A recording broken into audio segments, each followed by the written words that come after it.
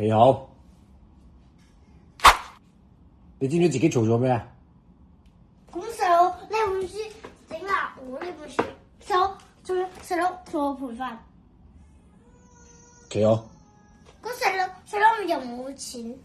你企好。咁你嘅咯？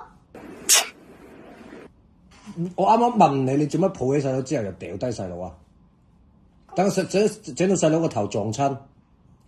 細佬我抱低佢，本嚟佢係穩穩嘅，佢自己係唔穩跌嘅，就係咁意思。你仲好意思而家細佬？笑咩笑？而家冇喊咯，唔笑啦。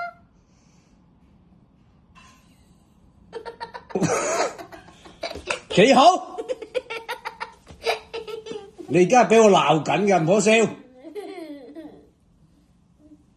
係咪同你講過唔好成日大聲嗌啊？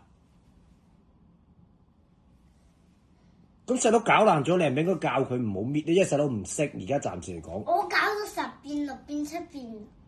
你教佢幾多遍都係，因為佢仲細，佢仲細個，佢而家冇你咁聰明，冇你咁叻，所以佢搣爛啲嘢係唔啱嘅，係咪先？佢搣爛你本書係咪唔啱先？係咪啊？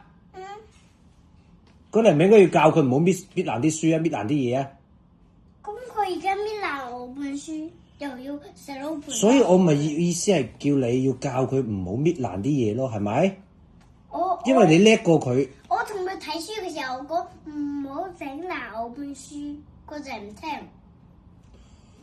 我教你嘅時候你都唔聽啦，我鬧你嘅時候你都唔聽啦。咁咁大風，你企好。咁你咪笑咧。